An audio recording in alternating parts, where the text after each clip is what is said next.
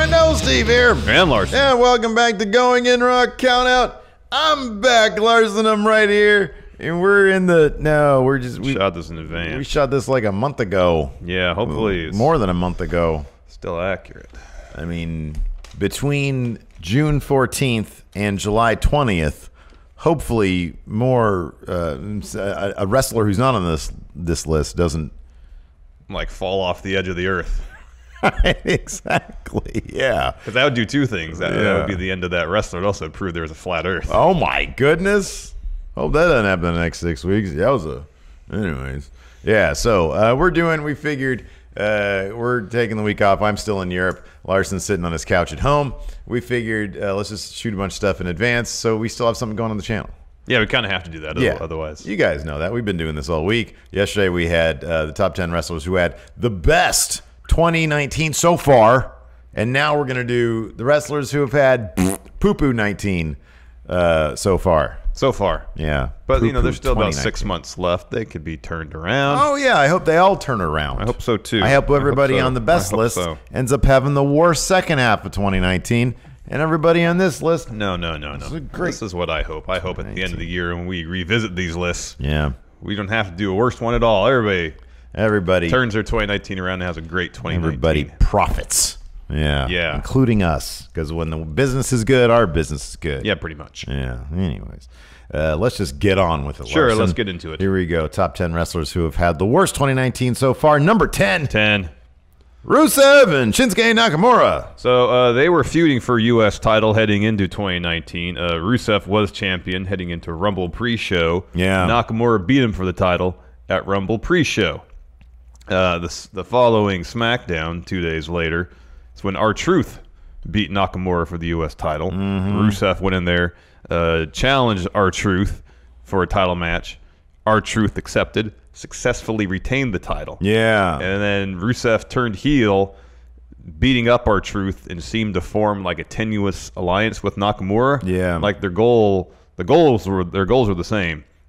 Get U.S. title back. So they decided, I guess, their best approach to get U.S. title back was to join forces. To become a tag team. Yeah, that's what it eventually was, the tag team. They were in a SmackDown tag team title match at WrestleMania, which they didn't win, and they've basically not been on TV ever since. Yeah, pretty much. There was that brief spell, I think that was this year during that last U.S. title reign of Nakamura's where they weren't doing anything with him. And then there's that one photo shoot where he had some like Statue of Liberty type stuff on or whatever, and it was like the United States of Nakamerica. That was towards the end of 2018, I think. Yeah, and then they didn't even do anything with that at all. Like, what the heck was that even? No. And then, and it's been awful. Golly, how are you gonna? We just saw him in a dark match against Finn Balor. He has been lately on the house show circuit, a couple matches, including some triple threats against Finn Balor and Mustafa Ali for the Intercontinental title. So maybe, and then of course there is that open spot to be fighting Aleister Black. I think that's a feud that could be killer. That would be great. But there's also, there's a lot of people, and we're going to talk about some of these other people also on SmackDown who just aren't on TV. There's only so many spots. Yeah, they're not on TV at all, and it's a bummer. I mean, you have someone of Nakamura's immense charisma and talent. One of the best wrestlers in the world. Yeah. One of the most charismatic performers in the world. Yeah. And he's relegated to dark matches. Yeah. That's awful. Yeah. He's really good. I would like to see him on TV wrestling. Yeah, me too. And then if we pivot over to Rusev and, of course, Lana, again, tons of charisma, tons of chemistry. We've always loved their work on TV. They had the Rusev Day thing, which was insanely over. That was never properly capitalized on. Yeah, they never capitalized on that. It seemed like they were going to do something maybe interesting when they had Aiden English with Rusev, and like they were going to do like a 3-person faction with him, Rusev, and Lana, because that would have been incredibly over. Yeah. Instead, they had Aiden English turned heel, and there's that kind of funny bit, but then it was all kind of clumsy thereafter, and of course Rusev went over quickly, and he's even just over the last 365 days. Yeah. His career has been aimless when he's been on TV. Yeah. I don't think we've really seen him since WrestleMania. Yeah. On television. I can't recall an instance, and if there is, it's been few and far between. Yeah, I don't remember. I don't think it's so. awful. I think you're right. It's been awful. Yeah. I don't know what he's been doing on the house show circuit, but especially with recent call-ups and additions via Superstar Shakeup plus wildcard rule. I mean, it seems like both of these guys are gonna have a hard time making their way to television anytime soon. I'm more optimistic unless they start feuding with Roman Reigns. Yeah, I know. I'm more optimistic about Shinsuke. I think the house show circuit might give us an indication, but like you said, Rusev, I haven't heard anything about him on the house show circuit or anything. They were they in the 51-man? I'm sorry, maybe you mentioned this. Were they in the Battle Royal? They had to have been in the 51-man Battle Royal. Yeah, maybe, I don't know. I didn't watch the Showdown apart from the Goldberg Undertaker match. We'll talk about that more later. They had to have been in that match. You would think so, right? just based on the okay. The math of it. Yeah, I can't remember if I've seen any of their social media linked to that stuff. So hold on, I can check real fast. All right.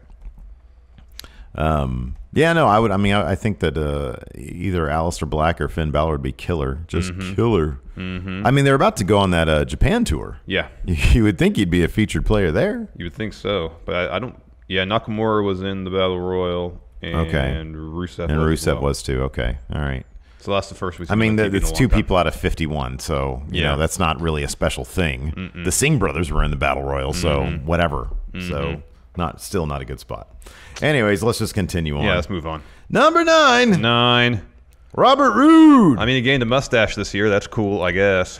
Well, that look on his face, though, kind of says it all. It really does. I don't know what the conversation was backstage in creative when they said, hey, number one, do you think he just pitched the mustache? Do you think he did the mustache? And then they were like, okay, well, let's just, like, instead of Bobby, we'll call you Robert, and you get a mustache, and then now you're kind of a bad guy, kind of. Yeah, and that lasted all about a week, and then he's been a loser locker room ever since. He's in the 24/7 division, which is look, it's entertaining, but there's really only 3 people really who are getting anything out of that. That's R-Truth, Carmella, and Jinder Mahal.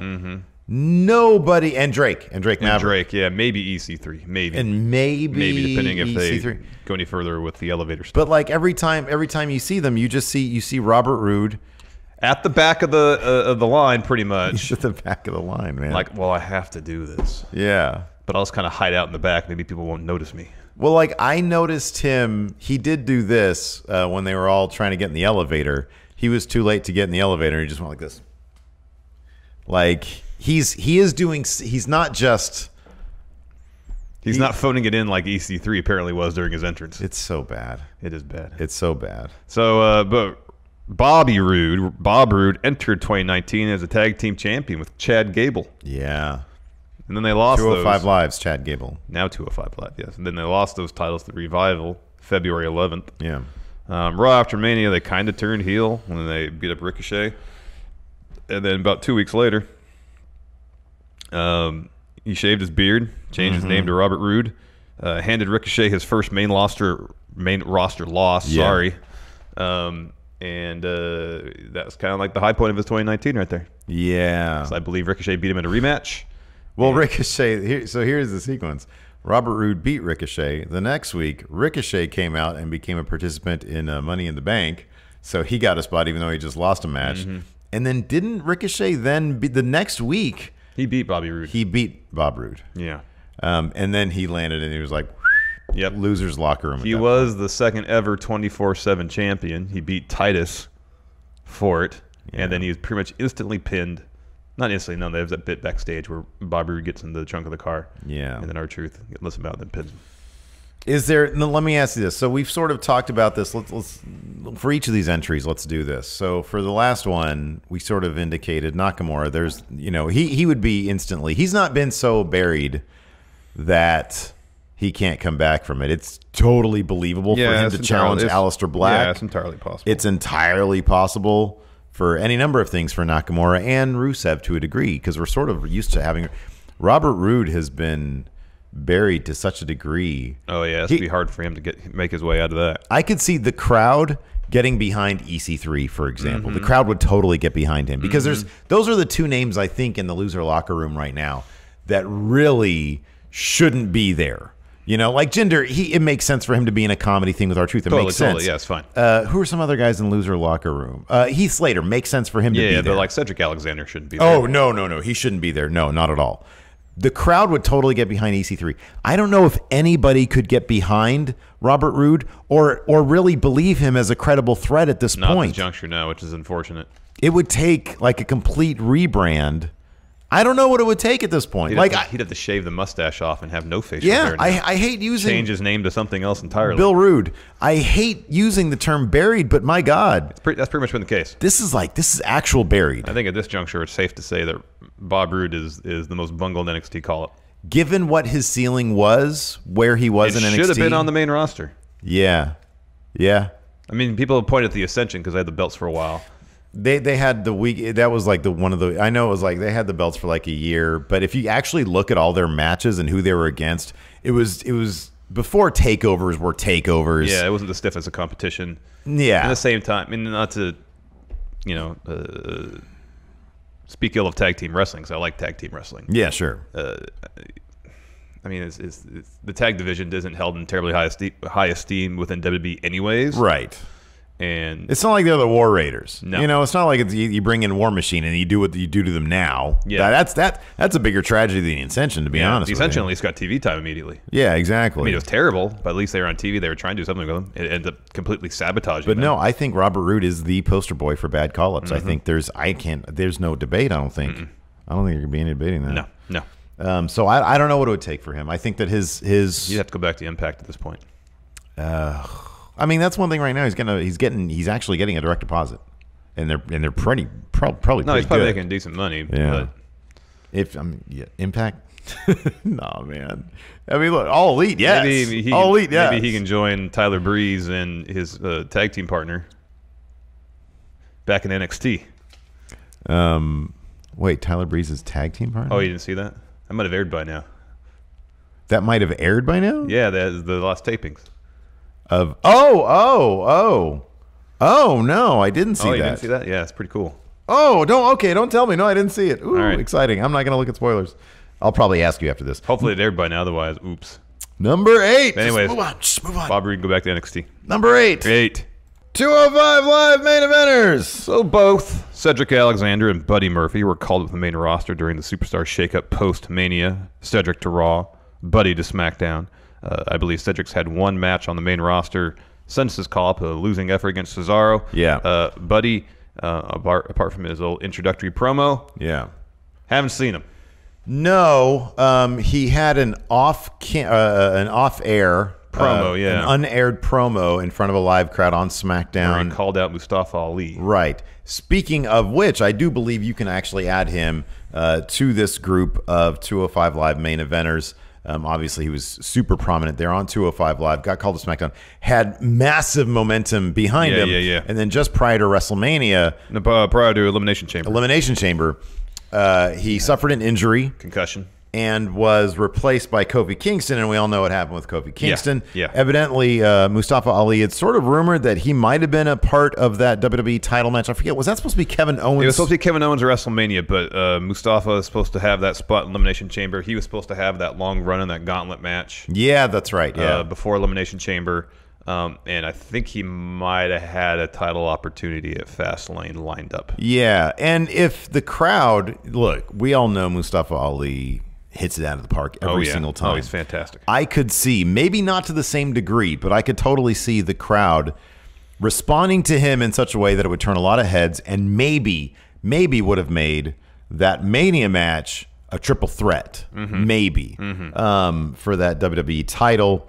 And you never know. You do not know. Sky's the limit with that guy. Oh, totally. Sky's the limit with all three of them. Oh, absolutely. Buddy Murphy's fantastic. Cedric Alexander is fantastic. I believe Cedric's been on Main Event. But he claims on Twitter that he should be the Main Event champion. Yeah. He wants to bring his Main Event title to 205. He's also tweeted, I miss 205 Live, and either I miss wrestling or I still wrestle or something to that effect. He said, I miss wrestling. and he said, "I can't believe they waited until I was gone to get Chad Gable to 205 Live." Yeah, it's an absolute shame. I mean, you can sort of rank the order of shame here. Obviously, it's Buddy Murphy is the most shame because he hasn't had a TV match yet. He had a backstage promo, sit-down promo. Yeah. And he's back to being the best kept secret because everybody wants to see him, but nobody knows about him. That matters, apparently. Cedric Alexander is on Main Event. At least he's wrestling. Yeah. To the 10 people who watch Main Event. And he's chasing that 24/7 title. And then Mustafa Ali has been somewhat regularly involved. He wasn't going into Mania. Here's the thing about Mustafa Ali. Vince already knows about him. Yeah. So he knows about him. It's just a matter of placing him. But I imagine he's much higher on the priority list. But I think he's another casualty of the wild card rule. So unless you're feuding with Roman pretty much, odds are you're not going to get a lot of TV time. Yeah. Yeah. It's an absolute shame. It is. Number 7. Bully Ray. This all has to do with that weird encounter. There's a Twitter thread by a fan who was at a Ring of Honor show. Endlessly amuses me. Weird. So he was saying this fan who posted his account on Twitter saying that he was kind of talking a little bit trash to the heels at a Ring of Honor show, and he mentions that some of the heels he was talking trash to was Allure. Yeah. And then after talking trash, he gets taken backstage by security and he gets put in a room, and in walks Bully Ray. Yeah. And according to this fan's account, Bully Ray proceeded to intimidate him into keeping his mouth shut. According to Bully Ray, it was a very friendly chat. But he didn't dispute the worst part of the story, which was he had security bring a fan backstage so he can have a talking to with him. Right. Which is horribly inappropriate. Right. Horribly inappropriate. No, you don't do that. You don't do that. If someone's being a disturbance, security escorts them out of the facility. That's how it works. Yeah. They don't get taken backstage to get a talking to by a wrestler. For big sausage fingers to be in your hand, in your face. No. For some sort of awkward meet and greet. Yes. Like that's no, man. No, you don't do that.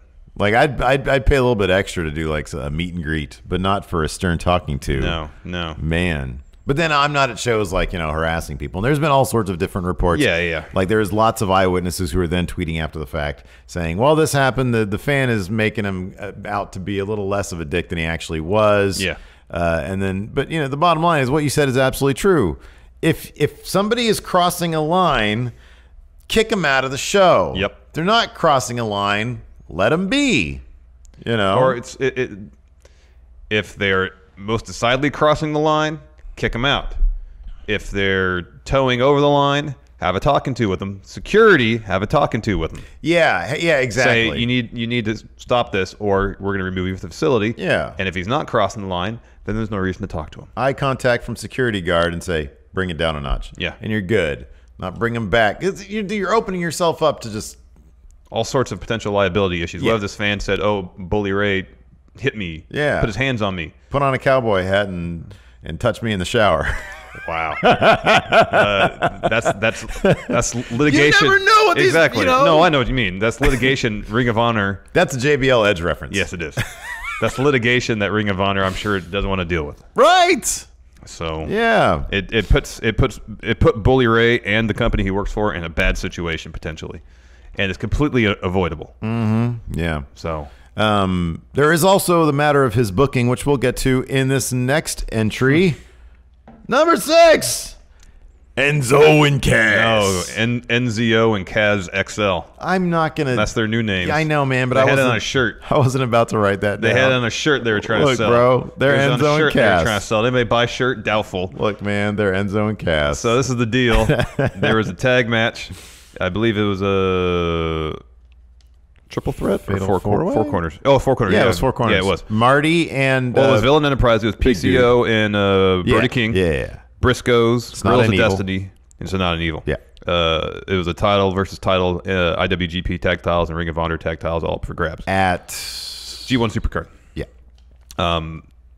Right as the match ended, right as Guerrillas of Destiny won, there was a commotion in the ringside area. Mm-hmm. Someone had apparently jumped the guardrail and started attacking the Briscoes. And you kind of get a whiff of it on TV, but of course social media started blowing up. But they cut away pretty much immediately. Yeah, and right. Colt Cabana looking over trying to see what's going on. But you get like a whiff of it, like I said. It's all over Twitter. Mm-hmm. And apparently it's Enzo and Cass. Yes. And apparently what was supposed to happen was a push and just to get some buzz talking. Yeah. Not for them necessarily to jump the barricade, start attacking the Briscoes, and have seemingly Mark and Jay Briscoe beat the hell out of them. Right.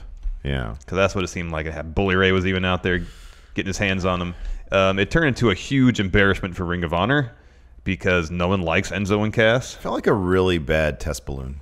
You know? Yeah. That's what it was. It was a very, very poorly executed sort of pilot for a potential Enzo and Cass appearance in Ring of Honor. Yeah. And of course, it absolutely went nowhere because here's the thing. Within moments, it became obvious that it was just a work, that they were sort of doing this to feel it out. If you just put two and two together, it was obvious what was going on. Yeah. And some buzz going on social media, make it seem real because TV cameras weren't covering it. Right. And then when it came out that, like, you know, this was pitched to Ring of Honor and the super high ups liked the idea, and so they went with it, even though like a bunch of the people below the higher ups were not into this idea. And there is also the matter that apparently no one else involved in that angle knew it was going on. So Guerrillas of Destiny were not informed that was going to happen. Right. Yeah. Yeah.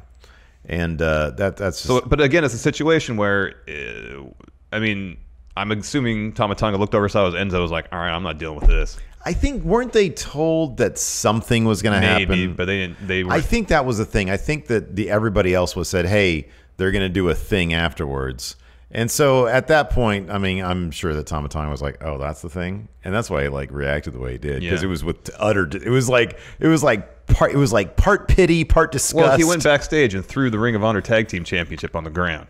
I wonder if he would have done that anyways.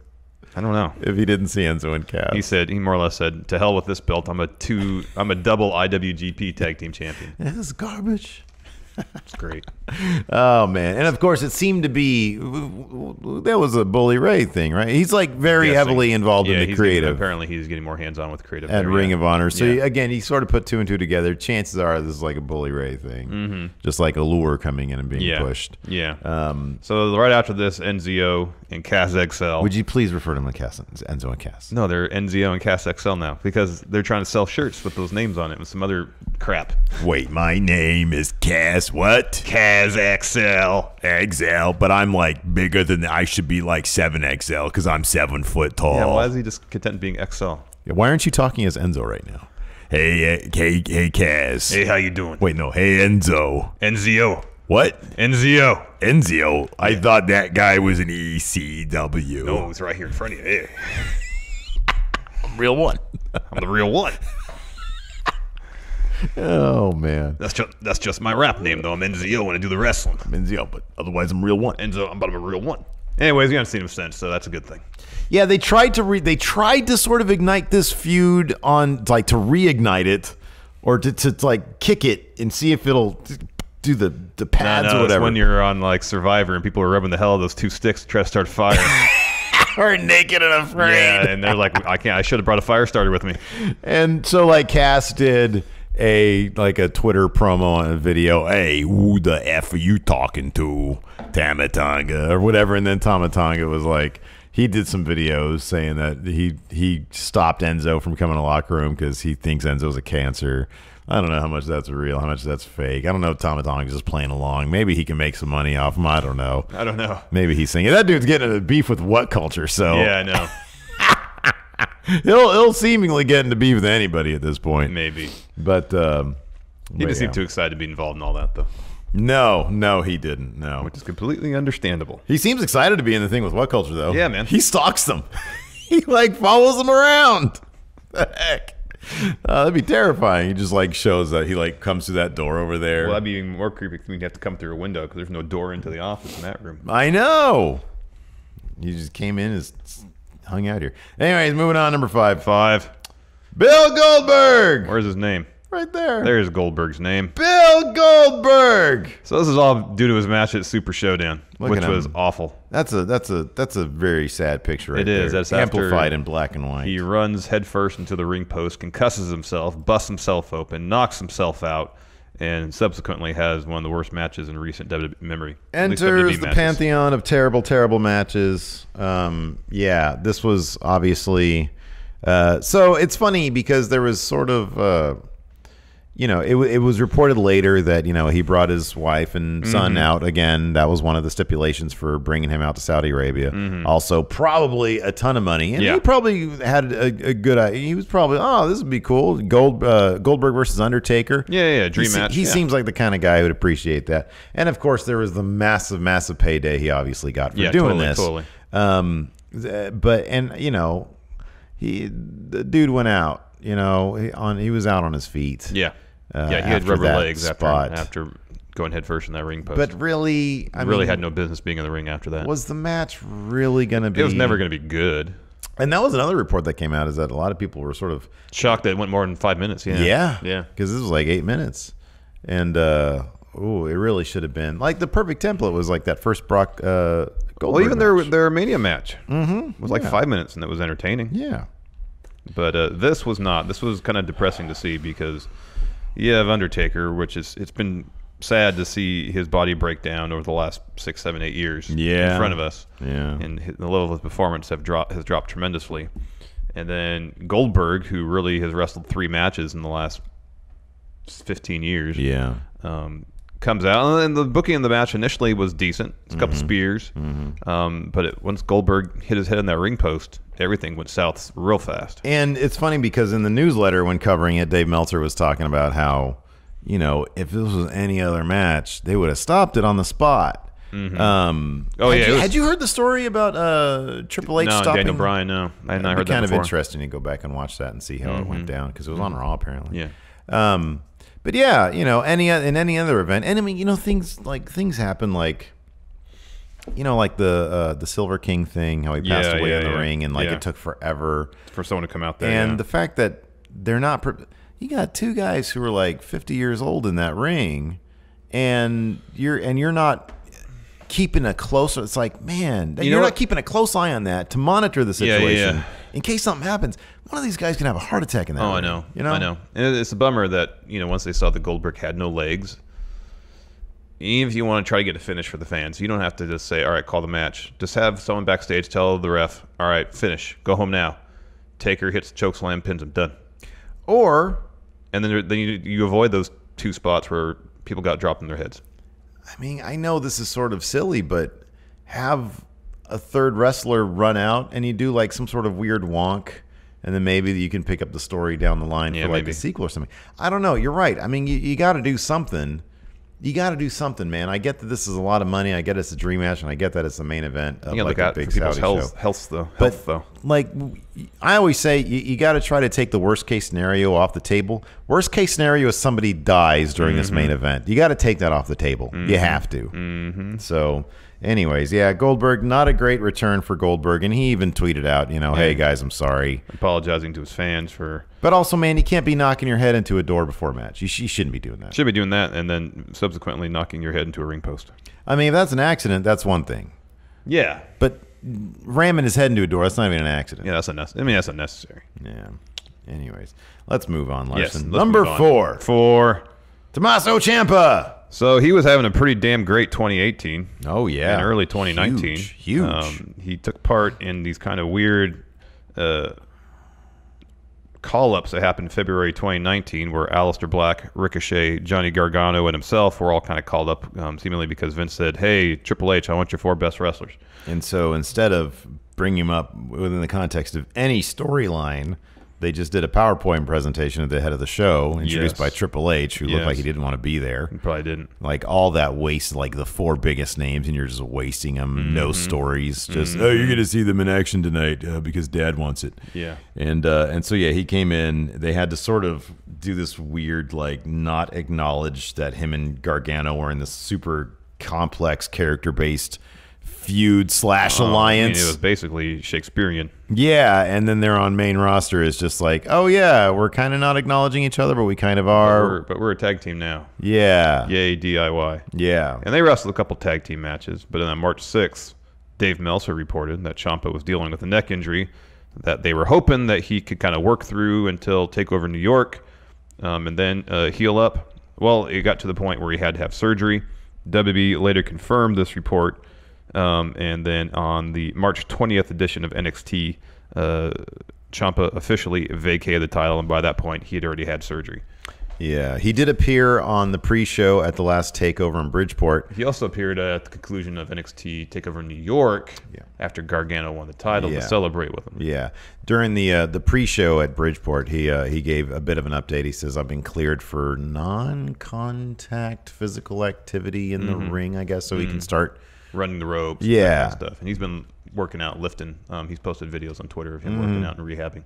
Yeah. So I don't know if there's I don't know if the prognosis is in stone in terms of you will be good to come back. So I would imagine he's got to do some level of rehab still. Oh yeah, I mean before they can actually the neck say is a tricky you're thing. good to go. Yeah, he has to. I'm sure would have to do rehab, and then after taking bumps, be reevaluated to see how his neck responds to trauma, essentially. And then he's got to do, I would imagine, he's got to do some sort of self-reflection as well. The WWE schedule is so hard, whether you're in NXT or on main roster. I mean, those matches are tough. Yep. All those, DDTs on draping DDTs on aprons and stuff like that. Yeah, exactly. I know. Like, you really have to be careful with that stuff. And he's got like a new kid, he's got a newborn basically. So, we'll see. Hopefully he does whatever's best for him. Yes. He's a tremendous talent. He's been in this business for a very long time. They could do a lot with medicine these days, and he's a super fit guy. No, he is. Yeah. And a hell of a talent, so it would be great to see him back in the ring. Yeah. Let's move on. Number 3. 3. EC3. Oh, well done. Fitting. You put him here at number 3. Fitting, isn't Good it? job. Isn't it? So he was called up from NXT in late 2018. I believe December 17th is when they had the slideshow presentation. And of all that batch of call-ups, which just seemed like they were just bringing up whoever, he actually had a really cool little video package to introduce him. He pulled his pants down. You saw his butt with his trunks on. With his trunks on, yeah. It wasn't bare butt cheeks. No. Yeah. Yeah, it was the cleverest and funniest one of the announcement little video. And it really, within a minute, told us who he was. Totally. And it was awesome. But then we didn't see him. Then we didn't see him at all. And I mean, I think those particular call-ups that happened then were just wrestlers in NXT they really didn't have storylines for going on in NXT. Or like in the case of Nikki Cross, it was pretty much like she had done she had kind of wrapped up her time there. But none of them were constants on WWE television after that call-up. EC3, when he did start showing up on TV, was posing in front of a mirror, wasn't talking, which is far and away his top skill. Yeah.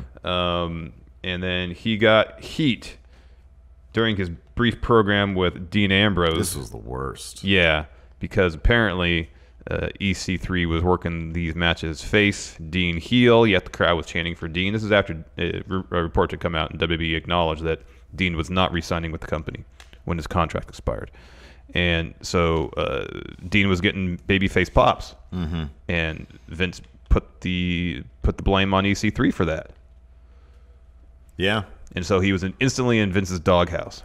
Now, he has been appearing on Main Event. He had a mini story of his own where he was going through a losing streak. And I know a lot of people are posting the side-by-side gifs of him during his entrance throwing to it. And, of course, in the top one in NXT, he's all very animated about it. And it's like he's generating the letters. And in the latest one, he's just, doing whatever. That has been incorporated. It's one of those weird wrestling things where you're in the doghouse, but they still use you just in a way that sort of reflects you being in the doghouse. Yeah. And then you have to turn it into a character thing and a story thing. Yeah. So he was on a losing streak, and then he just picked up a win against No Way Jose. So a quality win there. Huge W for EC3. For EC3. And I've not. I think that was. I don't know when Main Event drops. Is it on Tuesdays or Wednesdays? I don't know. Thursday, I don't know. I don't know. I don't know if there's been one since then. Now I don't think he was on the latest one because I think War Raiders was on that one. Jeez.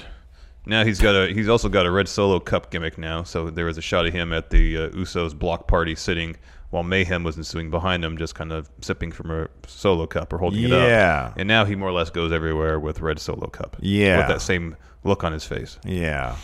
But at least he was prominently featured in the elevator bits. One of the most Raw this past one week. of the most frustrating things about this entire EC3 thing is the fact that they had tested out EC3 and Drake Maverick as a manager wrestler team. Yeah. And which would have been great. I will guarantee you would be great. But Vince didn't like it. Yep. Two guys, EC3 and Drake Maverick, by the way, two guys who I guarantee would do. They would, whatever you give them, they'd run with it. Totally. And you know, they decided to give them nothing. Yeah. Moving on, number 2. Sasha Banks. So she started out the year pretty good, winning the Women's Tag Team Championships at Elimination Chamber with Bayley. They were the first champions. Apparently, they lobbied extensively for those titles. Yeah. To be brought in the company. To even be created. They willed them into existence. Yes. And apparently they were promised or assured or told that they would be given extensive reign to help really establish those belts. And then they lost them at WrestleMania. And not only were they told they were going to lose at WrestleMania, apparently they were told either at Mania or shortly thereafter, or I guess it had to be at Mania because she didn't show up for work the next day, Sasha, that they were going to break the team up and be split up in the brand draft and apparently be given singles pushes individually on different brands. Sasha didn't want that. No. It seems to me, again, speculation, she really hasn't spoken on it, that it's another situation where she was told one thing's going to happen, and that doesn't happen. And despite the fact that seemingly she might have been in line for a decent singles push on Raw, I can understand the frustration of being told, hey, this is going to happen. Last minute, no, not going to happen. Yeah. At a certain point, it's frustrating. You probably don't want to deal with it anymore. Yeah. Completely understand that. It's one thing. So she walked out. It's one thing to be, because I mean, or was given a leave of absence. I don't know if that's ever been confirmed which way it was. There's some amount of, like, when you look at this list, you look at a guy, it's like, who would you rather be, Sasha Banks or Robert Roode? Well, you kind of would rather be Sasha Banks, perhaps, because you have some leverage there. That company wants you. Yeah. They really do. At the same time, when you're at such a high level in your industry and you get dicked around like that, I think the magnitude of that, I think, trumps somebody who's just sort of in the loser locker, which is why she's so high on this and list. I think also, if you're incredibly ambitious, like it seems like Sasha is, and you constantly get told one thing, another thing happens. Yeah. I mean, that's butting heads right there. Yeah. And when you're a proven commodity as well in the business, you know, ratings were up during her feud with her main eventing feud with Charlotte. You know, the crowd loves Sasha Banks. She sells tons of merch. It's disheartening to, you know, come from a system in NXT a couple of years ago, which she's spoken about on Sam Roberts' show, where there is a vision there. Yep. And then here it's just week to week. It's just, oh, here's the title. And when when you're in a big position like that, I would imagine it's just difficult to sort of roll with all that. I'm sure some people can, but yeah, you know, when you expect some amount of competence when it comes to executing storylines, basic creative, and it's like, oh no, we're gonna do this instead. So yeah. It's disheartening to say the least. I do think that she's going to be back. I mean, Meltzer, I think, had said that she had a meeting recently with Vince McMahon, and that she is planning on coming back. It's just a matter of how, I guess. You know, we'll see how that goes down. But yeah, certainly, especially when you see Becky and Charlotte main eventing WrestleMania, Bayley now SmackDown Women's Champion. And they're giving actually Bayley a little bit more depth to her character, a little bit more edge. Yes. And then you're just sort of, you know, you sat it out, and who knows where she would have been. I mean, they seem intent on pushing Lacey Evans. Yeah. And I don't see Sasha wouldn't have been in that spot. No. You know, I don't know where she would be at this point, because if you look at the stupid wild card rule, it's basically ensuring that 90% of the talent in the women's division and in the men's division are not being utilized, you know. So, anyways, moving on. Number one, Luke Harper. So he started the year out of action. Apparently he was cleared, though, but they weren't doing anything with him. Yeah. So the story behind that, from what I understand, is that Eric Rowan was hurt while member of Bludgeon Brothers with Harper. Yeah. Had to undergo surgery, and Luke Harper had a wrist injury of some sort, and thought, well, I'll get this taken care of while Rowan's hurt, so that when Rowan comes back, I'll be back full strength. Yeah. And we can reform Bludgeon Brothers and continue dominating teams in the SmackDown Tag Team division. So he's cleared. I want to say like November of 2018 or something like that, late 2018. nothing for him. Yeah. He finally makes his televised return at Worlds Collide in a match against Dominik Dijakovic, which everybody says is very good. It's very good, and he really did sell it as his WrestleMania, yeah. As his WrestleMania, as, hey, we see this also with guys like Mike Kanellis and Maria Kanellis, where wherever they are on the card, they try to sell the crap out of it. Anyways, continue. Anyways, yeah, leading up to this match, Harper posted an extensive statement on Twitter, such as saying, "This match means a lot to me. It's essentially my WrestleMania. Please tune in." He wasn't initially booked to be in the Andre Battle Royal. Last minute, he was put in it. There was apparently some botch spot with Braun that got us some heat. And then he was supposed to feud, Luke Harper was, with Sami Zayn after WrestleMania. But then Vince saw a match that Luke Harper had against EC3. Yeah. Wasn't happy about it. I think that was a match where EC3 came out with Drake Maverick at first. It might have been. Yeah, I think it was. And was completely unhappy with Luke Harper. Also, apparently, Vince was unhappy that Luke Harper couldn't speak with a Southern accent, despite being from upstate New York. Luke Harper publicly requested his release via Twitter April 16th, which was subsequently denied by WWE.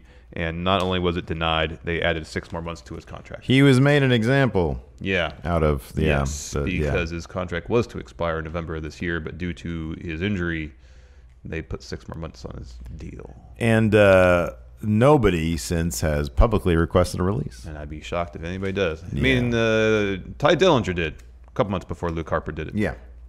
And he was granted his release. Yeah. Luke Harper, not so much. Luke Harper, not so much. And then there was there were reports, I think Meltzer had it, that he had gone to Vince and Vince said, go talk to Triple H, and Triple H ignored him or something like that. So I don't know, man. That is going to be whenever he gets out, a fascinating Talk is Jericho. Yes. or Stone Cold podcast. Hey, remember or Going In Raw. We got Lobby Harper. All right. Hey, Luke. All right, Brody.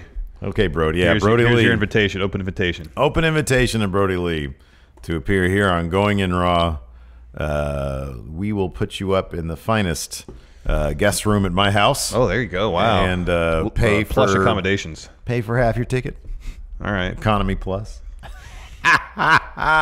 He's a tall dude. We'll have to get extra leg room for him. Okay, we'll figure out whatever that ticket is. Oh man. That'd actually something I'd invest some money in. Yeah, maybe. That'd probably be huge. That would be huge. We get our first 1 million download episode of Going In Raw. We'll see. Anyways, yeah, that's going to be a fascinating one. We bring him in, we just have him play 2K19. There you go. Brody Lee books Raw. There you go. Yeah.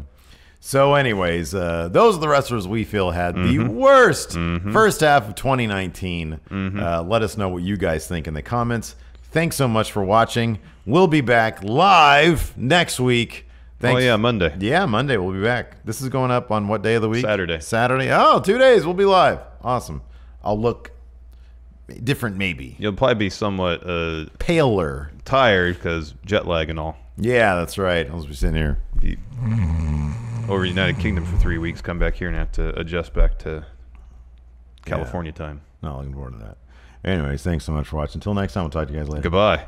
Be a part of Going In Raw today at patreon.com/Steven Larson. Starting at $1 a month, you can enjoy Going In Raw ad-free, gain access to the daily 30-minute Going In Raw post-show, exclusive merchandise, and so much more. Support Going In Raw today. Click the link in the description.